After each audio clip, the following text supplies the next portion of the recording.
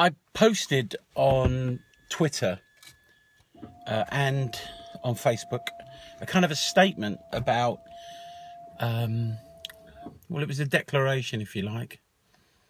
Sounded a little bit, when I read it back, it sounded a little bit bold and presumptuous. It read something like, Birthing for Blokes, we are the reinvention of childbirth education for men and self-sex partners worldwide.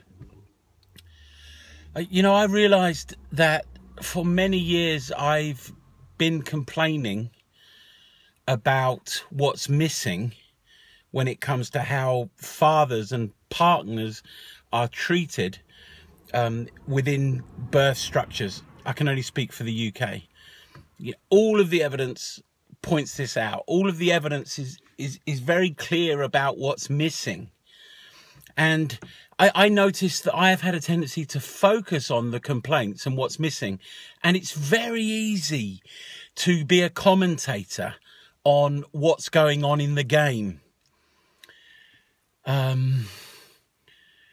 It's a little bit more difficult to be an agent of transformation. And I use that word advisedly. I know Werner Erhard kind of popularized it in the 70s. But there is a distinction, which is transformation as opposed to change. You see, I notice, and we're getting back to my old theme of language and the importance of language, is that the word change itself has within it a comparison with what has been. It's almost as if what has been kind of determines what's possible. And when we're thinking about making things better, again, better is a comparison with what's already been. And when it comes to transformation, the notion is that something's possible that hasn't actually turned up in the world before.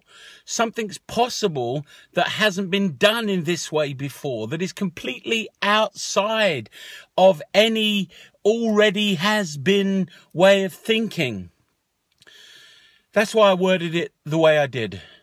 You know, we at Birthing for Blokes are the reinvention of childbirth education for men and same-sex partners worldwide. It's bold, it's a declaration. And what I notice happens when I say it, and when it starts to generate actions and behaviors in me, when it starts to have an effect on my priorities on a day-to-day basis, when that starts to happen, new possibilities occur. Suddenly a new way of thinking about how that can work, about how what's missing can be added, become possible. So that's a shorter video this week. But this week has marked for me a distinctive difference in the way that I'm prioritizing and thinking about the way forward when it comes to being actively involved in this education process. I know that as something completely new begins to unfold in front of me, some of that stuff that the evidence points to, for example, the longevity of breastfeeding seems to be influenced by thorough, specific, contextual education of partners. That seems to happen. When men are engaged and partners are engaged in the process of birth, there is a connection established with the woman birthing that facilitates and enables her to give birth well. And these things, I believe, really strongly are at the heart of building foundations for new families, whatever form they take. So, thank you for listening.